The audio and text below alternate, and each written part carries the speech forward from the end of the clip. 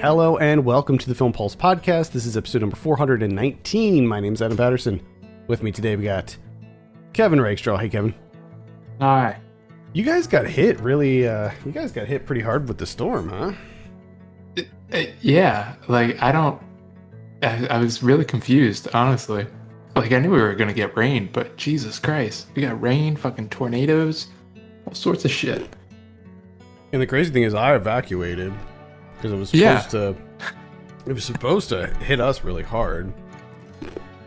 So we evacuated. That's one of the things that's confusing me. It was something else. Yeah. A buddy of mine who lives in New Jersey, his whole basement flooded. He's lost all of his furniture. It was just a mess. The one road that, like the main road that you take out of my town, was just a river. It was just a legit river. Like with rapids. Wow. And it's like, this has happened like the last 4 times we've had like big rain, and it's like, are you guys like gonna do anything? Like more drainage or anything? But if there's a big rain coming, just know that the main road out of town is just gonna turn into a river. You just need to prepare for the river. All right. This week on the show, we'll be taking a look at the thriller Wild Indian. We'll also be going over some we're watching on the watch list and going over this week's new releases in theaters, VOD, and Blu-ray. Thank you so much for joining us this week. Please remember to review us on iTunes if you get a moment. That would be super helpful. Because of the aforementioned storm, Saved by the 90s was delayed. I didn't get a chance to edit it because I was in a hotel and it was a mess. But as you're listening to this, the new Saved by the 90s should be out.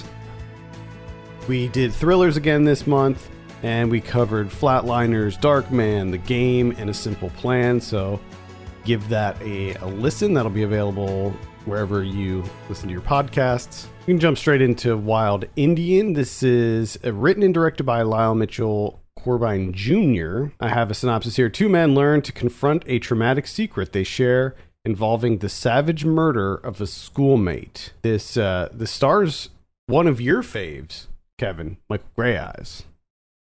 Correct. So we'll start with you. What were your initial impressions of Wild Indian? There's a lot of interesting things going on in this movie that I enjoyed for the most part. The only thing that kind of hampered it in my eyes is it felt just entirely too short. I had the exact same thought. When it ended, I was like, man, that was over really quickly. And then I looked, it was like an hour and 20 minutes. And I'm like, okay. Yeah. But the weird thing is there's like a big kind of shocking moment that happens. And it felt like that shocking moment happens like maybe 30 minutes into the movie. And I'm just like, where are they going to go from here? Because I did not see this coming. Like, what happens? And I'm like, okay, what now? So yeah, I agree with you. It felt, I think there were a lot of really great ideas here, but it did feel like somewhat incomplete. Yeah, and I have no basis for this, but this movie feels like it was just overly workshopped. Like it felt like there was more there and they just cut it out to like make it more commercial. Could be. But that's just complete speculation. But I just felt like there should have been some more for these characters, especially the character of Chase Spencer, Tedo, who plays Tedo. Yeah, there's a point where we come to him as an adult, and I feel like, okay, we're gonna get more of a, because it starts out that way, that you can see him like kind of re-immaculate to society and everything. And you're like, okay, we're getting some more to this guy, and then that just stops.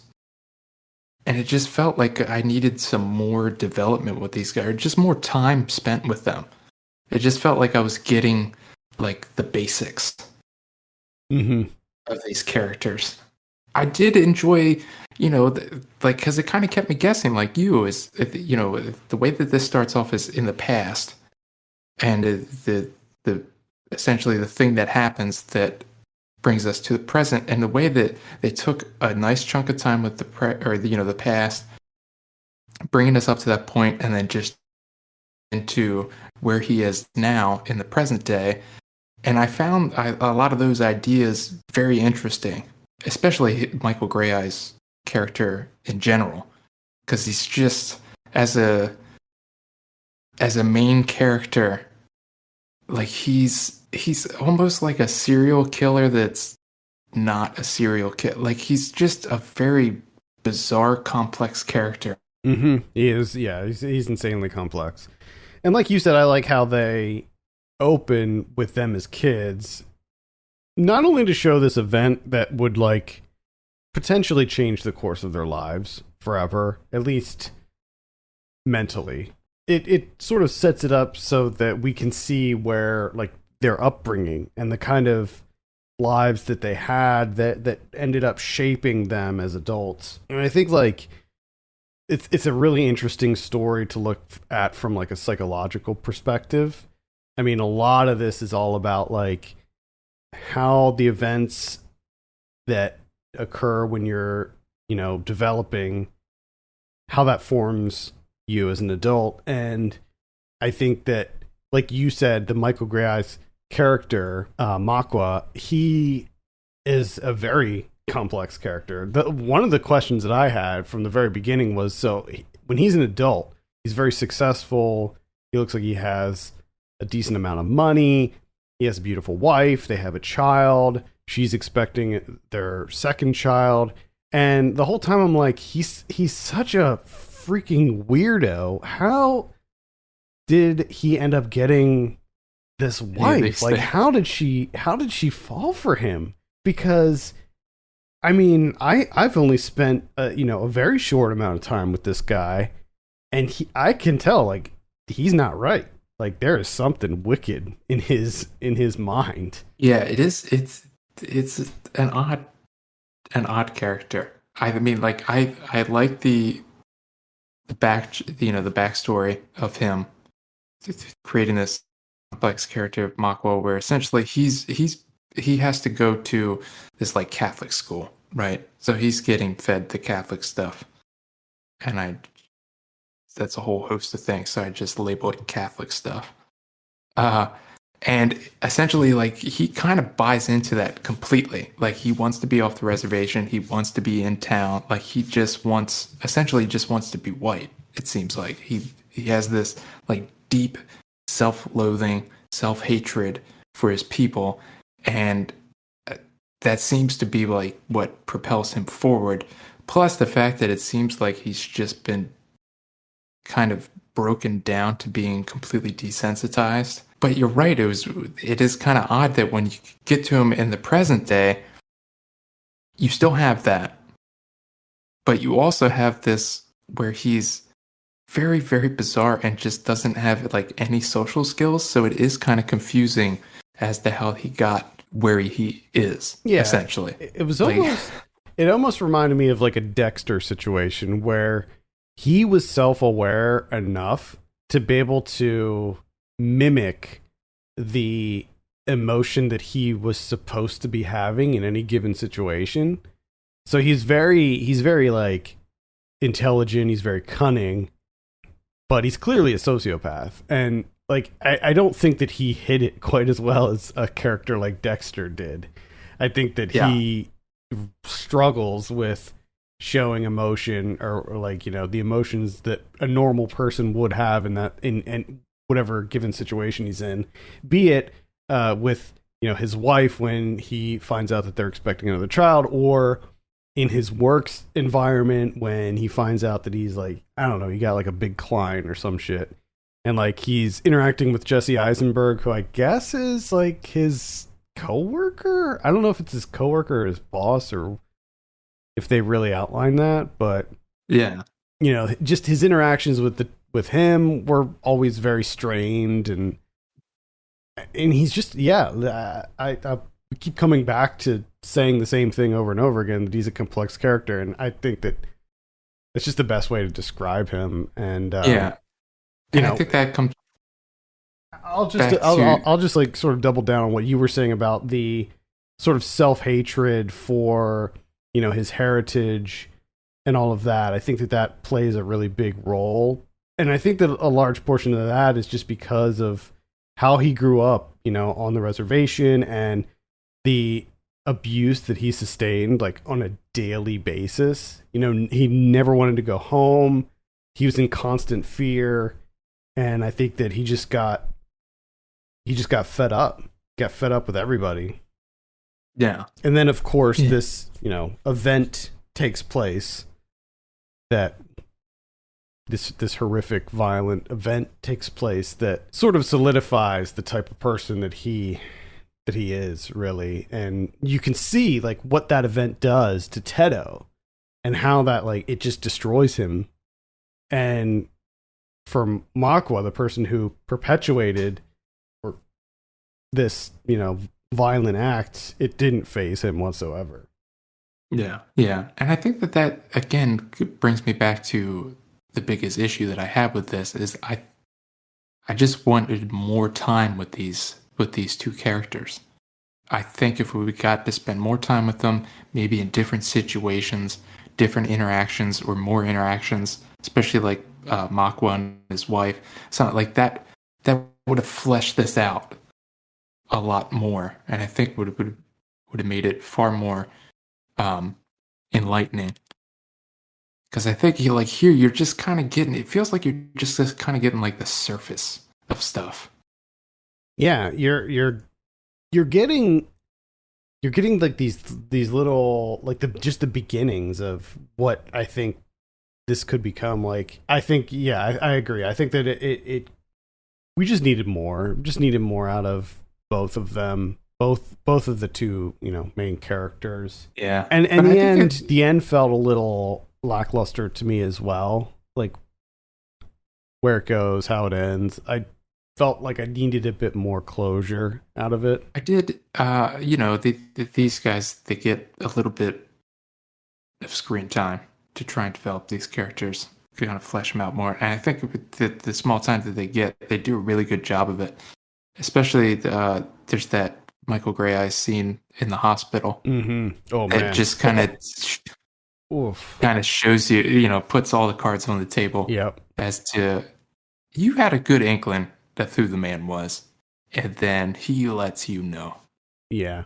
Full on. And I thought that worked out really well. And then Chase Spencer with Tedo, him, coming, kind of getting acclimated to life. And again, not a whole lot of screen time there for him to flesh that out, but I think he did a pretty phenomenal job, and especially with the confrontation between the two of them, where he makes a just terrible mistake, because we know this dude, as soon as he makes a decision, you know that it's over. Yeah, because we know what type of person Makwa is at this point. Yeah, and it's just like, oh, buddy. Yeah, I think that both of these actors give incredible performances. I mean, like the when Tedo goes to talk to the mom, like that scene too is just a really powerful scene. And both actors just incredible performances. And I think that the script in and of itself is really good too. I think that Lyle Mitchell Corbin Jr. did a great job with this. I just wanted more. Like these characters are good. Like, I mean, they're intriguing. Like I want to spend more time with these characters. I want to see more. Like, we know that Tedo gets a job, but like how does that affect him? How is this new job working out for him? Like, I just wanted, I think, more out of both characters, because what's here is great. Yeah, and I think that's the thing, is in terms of like our biggest criticism with this movie is actually a compliment, because we like this so much that we just want more. Like, I want more of these characters. I want more of these performers performing these characters. I want more to the story. I want more of just like their day-to-day lives, that type of thing. I just want more of it. I want more fleshed out. It feels like the story deserves that. Yeah, I completely agree. Completely agree. It's still, I would still say this is worth a look, regardless. I mean, if for no, isn't it? It's weird that Jesse Eisenberg's in this. I was like wondering, like what He's a brought him. producer. Oh, And I okay. and I That's feel probably like I feel like that's, which is another thing that I think I like about this movie. Again, just speculation, but I feel like they were like, oh, you have to get some, you know, put some white actors in there, and they put them in there, but they don't really get a whole lot to do, which is nice. yeah, he's in like 3 scenes or something. Like And he he's does. like, According to he doesn't IMDb, really is not even his. He's not even named. He's not even his character is not even named. yeah, which is nice. I like that. It Kind of, doesn't. you know, According to IMDb, it doesn't look like Kate Bosworth's character is named either. you know what? Yeah, I don't remember him calling her by name. He couldn't even be bothered. He never learned it. He has no idea what her name is. I would not be surprised. No, it wouldn't be the yeah. Just the fact that she, like, I'd be scared of him if I was her. Like, he is, man, he is an intimidating guy. Yeah, and he doesn't, like you said, he doesn't hide it well. No, Like he's not your cunning, you know, charismatic psychopath. Like you know, as soon as you meet him, yeah, you're like, yeah, I think this guy has probably killed someone before. I have a feeling, or he's come close. he's probably tortured animals in his past. Yeah, he's thought about killing people. He's planned it out strategically. Yeah, he's at least thought about it. All right. That's Wild Indian. That is available on VOD right now. I believe this is also playing in theaters in limited release. Kevin, what are you going to give Wild Indian out of 10? I'm going to give it a 6. I'm right there with you. I'm sitting at a 6.5 on this one. It's definitely worth a look. I think we just wanted a little bit more out of this one. Yeah. All right.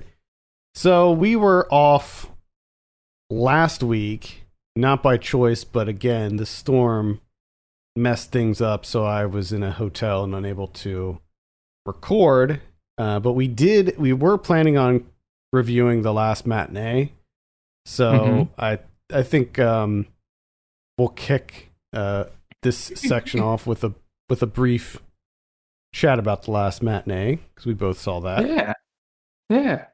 I typically like these movies that are like these giallo throwbacks. As long as they do it the right way, I'm usually into it, and that's sort of what this movie is. It takes place in an old movie theater, which is a setting that I'm also instantly into. Yes. And so it's kind of it's a slasher movie, and but it definitely has a nice heaping of giallo in it. You got your black gloved killer. Oh, you got them close up, stretching them gloves on. Oh yeah, yep. Get them gloves. I enjoyed this movie. I thought it was a pretty solid throwback. Didn't blow me away, but still found it to be quite entertaining. I'm pretty much right there with you. I thought it was an entertaining enough time. It got a little weird towards the end because it takes this like little detour into being kind of silly. Like the killer gets a little bit silly with things, and it just felt kind of out of place. But I also really enjoyed the movie that they were watching in the theater, and when that pastor got the arm, oh my god, yeah, that was awesome. That was phenomenal, but also a little bit disappointing that the best kill to me came in the fake movies that they were watching. That was supposed to be awful. Yeah, but still, it was pretty good. I enjoyed myself. Yeah, with this one. Lots of good gore in this too. Like if you're into lots of violent deaths, some pretty good ones in here. Yeah. Yeah, it's just weird that no one is noticing people being murdered. Not a whole lot of people there. It's a big space, and he's doing some nasty stuff. Well, yeah, I mean, especially because he's like killing people in the audience. And like and then like also like there was that one like the guy who goes down and like hits on the girl and like his friends are up there watching them and they don't even realize it at first. Yeah. So yeah, it's definitely yeah, I love movies and it takes place in 1993 too, so it's got a nice retro vibe to it as well. Yeah, but it's not egregious, No, which is really not welcomed. at all. Yeah, definitely not egregious. It's not, constantly telling you every 3 minutes, this is the 90s. Pop culture, here we go. This is the 90s. Hey, remember the Spice Girls? 90s. Yeah, no, it doesn't do that at all. It's very subtle. Thank God. Yeah. All right, what else do you got? I got another horror movie called The Blood on Satan's Claw from 1971, Ooh. directed by Piers Haggard. This is playing on Hulu, or if you don't like Hulu, Tubi. Get it on Tubi. I literally just watched something about this. This is like a folk horror, right? Yes. I was literally buddy. what the fuck was I watching? Probably some folk horror documentary. Oh, well, I know that they talk about it in that really long one that's coming out. Maybe that's what I'm thinking of. Actually, you know what? Yeah. It's not. I just remembered what it was. There's I don't know if I'll keep this in the show, but there's a new Magic. No, you have to. There's a new Magic the Gathering set that's coming out on September 16th, and the theme it's all horror themed, and part of it is that there's this like harvest festival. So this new Magic set is going to be leaning into folk horror, and I was watching a video about the inspiration behind some of the cards and themes, and they'd mentioned Blood on Satan's Claw. Okay, there you go. Well, in terms of folk horror, this is pretty good. This is a pretty solid movie. The only thing that I was slightly disappointed in is I kept thinking, and this is more so my fault, I kept thinking that this was gonna, like, at some point the dam was gonna break and things were gonna get batshit, but they just never quite did. This is all played to kind of very, like, just low key. It's a low key horror. With even the escalation, the denouement at the end is not quite as insane as you would think. Kind of like a Wicker Man situation where you're like, okay, well, what's gonna happen? And then it's a big thing where you're like, oh shit, wow. This is far more subdued in my mind, but there are some good things going on here, because it all starts out with this guy. He's plowing a field. This is 17th century English village, plowing a field, and he notices something. There's some birds. Goes up, and it's kind of like human remains, but they look off. And even when you get like a glimpse of what's in the dirt there, it's just really creepy looking, but also kind of funny. So he's like, oh shit, I found something. And the guy comes out, not there anymore. He's like, oh man, you're wasting my time, you fucking asshole. Plowman, piece of shit. So they're like, oh, it's the devil, probably. It's gotta be. I mean, it's 17th century. Who else is gonna be out in the field? It's gotta be the devil. So apparently the devil comes back. And the fucked up thing is, like, all the like teenagers of the village they just buy into Satan just immediately. They don't even show it. There's not even screen time. There's a village, and then next thing you know, all the teenagers are devil worshippers and they're killing people.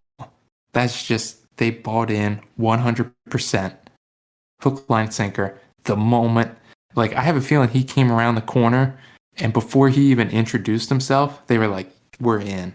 We will follow you anywhere.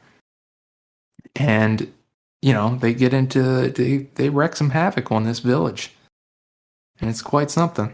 And the actual like devil or Satan or whatever the hell it's supposed to be, pretty good creature design on this thing when you finally do get to meet him. Cool.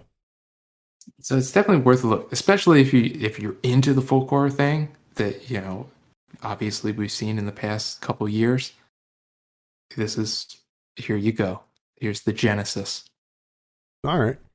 And that's the Blood on Satan's Claw, classic folk horror. I think we'll go from that to a new folk horror. And that's The Old Ways. This is sort of a folk horror. It's a cross between like a folk horror and sort of your standard exorcism type movie. This is on Netflix. It's directed by Christopher Allender. And the premise here is you have a journalist who goes to this tiny Mexican village. And it's where she grew up. It's like sort of it's like in the jungle.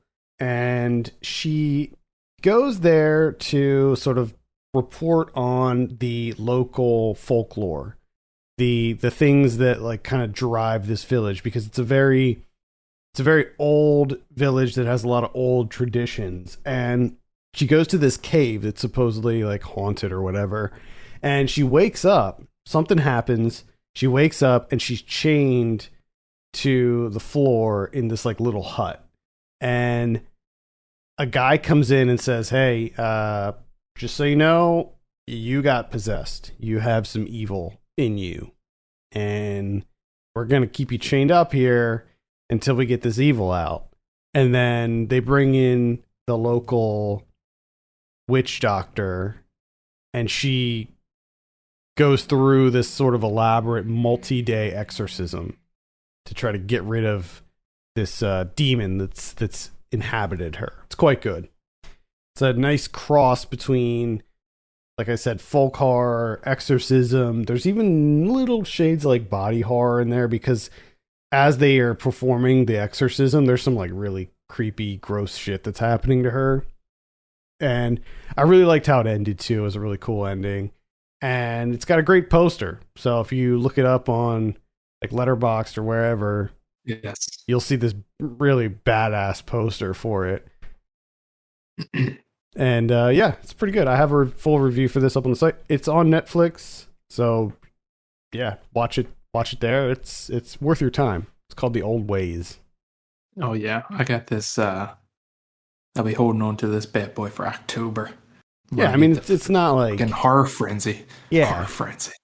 It's not like mind blowing or anything. Maybe it'll crack my top 10 horror movies of the year, but yeah. Still good, entertaining. There is like a little bit of a symbolism here and there. There's like this kind of addiction metaphor that's going on, and that doesn't work. So if you go in and just kind of enjoy it at its face value, it never really seemed to work.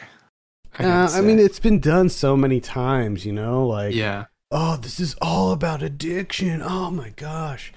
But like in this movie, it doesn't really make any sense, and it's not really fully elaborated on. So it's easy to just kind of not worry about that part of it. Yeah. The only other thing that I have outside of a Alien rewatch, yes, which Alien, solid movie. You should check it out if you haven't seen it. Check out Alien. But the other thing that I watched is Pink Flamingos, 1972, John Waters. Pink Flamingos. Is this a first time watch for you? I don't think so. I'm pretty sure I watched this with you. Maybe. I mean, I remember. I remember renting it back in the day. It's so long ago that like some of this stuff was familiar, some wasn't. So it felt like a first watch. Okay, that's what it felt like, and it's just independent film is the only place that you're going to see stuff like this, where you have a film premise of who's the filthiest person alive, and that's it. That's your basis for 92 minutes. And only an independent film can pull that off. And that's what I love about it. Because it it's got to be low budget. You can't make this movie with a budget. I'm sorry. It's stupid as shit. That's what it would turn out to be. Yeah. You got to have zero budget. You got to have just like borderline competent performances. I mean, there's actually some good performances in here, but like I think Mink Stoll does a pretty good job. I think Divine's okay too. But that's the beauty of it. It's because Divine's playing Divine. Yeah. So you can't say that Divine's doing a bad job. You know what I mean? Like you can't do that because it's Divine. Divine sets that what the parameters of that performance is. So they're always in line. But it's such a ridiculous premise for a movie, and I just love every single minute of it because of that. And I mean, John Waters' narration. To me, there's nothing funnier than the Baltimore accent. Oh yeah. I just it's just, especially when you're like yelling and like making fun of people. I love the Baltimore accent. And cursing, just swearing so much. It's wonderful. It's absolutely wonderful. And to have that throughout, oh my God. Everybody always talks about the dog shit eating scene in this. I found the most extreme scene to be the chicken scene. Like, I think that's more intense because they literally kill the chicken. They do kill a chicken. I mean, they eat the chicken. I know. And I mean, the chickens are killed all the fucking time. I know. I'm just saying. I think that it's. Yeah. I think it's worse than the dog shit eating scene. Like that's all I'm saying. Yeah, the dog shit eating scene gets me though, is because like it's after the fact. Like we're done. Like it's just like, hey, Divine, eat this shit. Yeah. Like there's no point to it. No, there's where you're not. just like. At least the chicken thing, like, I mean, the chicken thing is pretty funny. I love that the woman's yelling, always chickens, like this has happened to her before. She's yelling out, always with the chickens. This isn't her first time. He likes doing his thing with those chickens. But it's weird because that was the first time that she was having sex with crackers. So she had sex with another person at another time that involved, I guess, chickens in the same kind of way. I'm not sure. It's a wacky movie. It is something else. This fucking movie. Yeah, it's a classic. Is this on Criterion? Yes, that's how I watched it. It's on the Criterion channel. I think it left. It was only until the end of August. Oh, that was the main reason that we squeezed it in.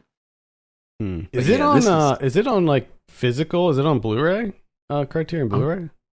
I'm pretty sure it is. Because I know that they brought several of his movies fairly recently, but I couldn't remember if Pink Flamingos was one of them. I know they have Female Trouble and Polyester, Multiple Maniacs. Those are the only three that they have actually released physically. Man, you'd think that Pink Flamingos, they must be like trying to get the rights to that or something, because I think Pink Flamingos is like the number one, Oh, yeah. Gotta be. Yeah. Anyway, that's Pink Flamingos. If you haven't seen it, definitely, you definitely gotta check that out. Gotta. All right, let's see. I saw We Need to Do Something. This is, it's a horror movie that came out this week. It's kind of interesting. This is it's a little bit different. I didn't really know what to expect from this. I actually had no idea what this premise was at all going into it. It's directed by Sean King O'Grady, and what it boils down to is you have this family. So you have a mom and a dad, and then you have an older teenage daughter, and then you have a younger son. They go into this like in a bathroom. It's like I don't know if it's like a pool house or like what the situation is with this bathroom. But they go into this bathroom during a storm, and the storm knocks a tree down and it blocks the door, so they can't get out. So they're basically trapped in this bathroom, and things slowly unfold. you learn that the husband and wife, the husband's played by Pat Healy.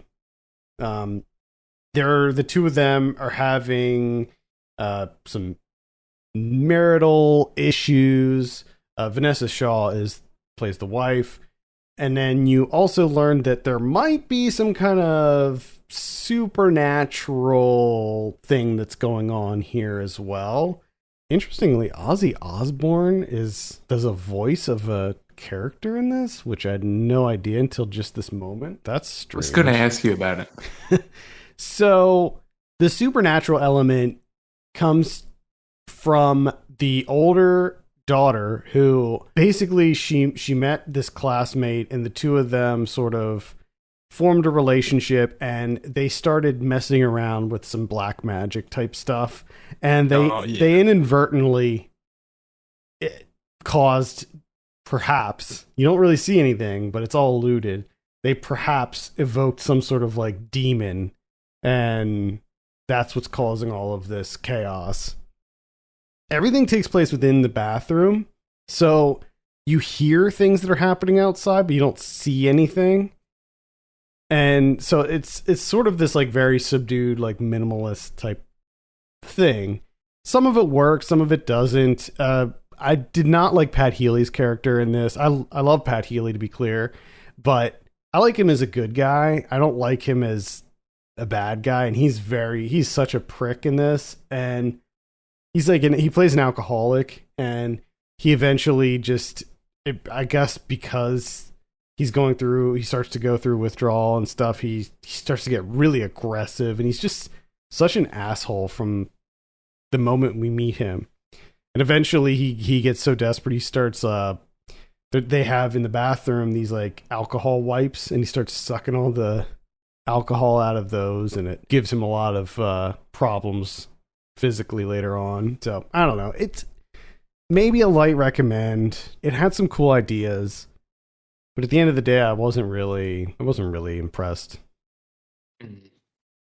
So yeah, I'd say light recommend. It's on VOD now, so you can check it out there. I think IFC put it out. The only other one I'll mention is Don't Breathe 2. This is directed by Rodo Sayaguas. Apologies, I'm probably mispronouncing that. So I really liked the first Don't Breathe. The first one was directed by Fede Alvarez. He returns to produce this one, didn't direct it. And the director of this one, Rodo, he co-wrote the original one and this one too. The problem I had with this is it attempts to make Stephen Lang's character sympathetic. And if you saw Don't Breathe 1, he is not a sympathetic character. No, fuck that shit. He's horrible. Like he is an absolute horrible human being. And I don't know if like they really meant it. To me, it seemed like they were trying to make him a sympathetic character. So like in this, it takes place 8 years after the original, where he has this like quote unquote daughter, and he's like training her to be like a survivalist. And then this group of drugged out like thugs come in and kidnap the daughter, and Stephen Lang has to get her back. And yes, those people are horrible as well. It goes to some weird places, let me tell you. But I mean, the first one did too. Well, the first one went to a really shocking. I mean, that twist. The twist in this one isn't quite as shocking, but you might not expect it. But either way, I just had a really hard time with Stephen Lang as like the guy you're rooting for. Like, I'm so confused because, I mean, the way that the first one ends is they have it set up essentially for a sequel. You know? I mean, clearly they do. But this seems like going in a completely different direction. Yeah. That makes no sense whatsoever. It's more action heavy than the first one. And The effects work is good. There's a lot of gore. There's a lot of bloody, violent deaths. There's some really cool visuals in this. So like visually, like it looks pretty good. There's some cool slick camera work. They're using like drones and stuff and spinning the camera around. So there's definitely some good moments to it, but overall, I just couldn't get into it, man, because like I didn't want to spend time with this character. Yeah. And it was almost like they forgot about what he did in the first one because it's never brought up. Like he's in this and he's like raising this child, but they never address what he was doing in the first one. Yeah, that's just It's weird, man. It might be the dumbest thing I've ever heard. Yeah, it's really weird the decision Or they at least made with it. At least the dumbest thing I've heard in the last like 6-7 days. This sounds dumb as shit. Yeah. I will say that the main bad guy is played by Brendan Sexton III. And I feel like it's been a really long time since I've seen that dude. So Who's that dude? he's from like Welcome to the Dollhouse and Empire Records. He was in Pecker. He was in like a ton of movies in the 90s as a kid. Yeah. And then he kind of just like, I felt like I haven't seen him in a long time. And He's been in a lot of shit. yeah. So he's been working very steadily, but I just felt like I haven't seen him in a while. But yeah, anyway. Yeah, I don't really recommend Don't Breathe 2. I don't think it's anywhere on the same level as the original one. Oh. All right, let's take a look at what we have in theaters this week. The only one that I know of is Malignant. And that one is also going to be on HBO Max. So, Okay. I've literally never heard of this movie. it's the new James Wan. Okay. It looks good. I mean, I don't know if it's going to be good or not. It looks pretty freaky. So, Interesting. yeah, I might try to talk you into covering that next week. Let's see. On VOD coming out, we have on the 7th, we got Samantha Rose. What is this? Sam's lost, working a dead-end job, afraid to pursue a real life of her own. It looks like some kind of coming-of-age type drama. We have It Came From Below.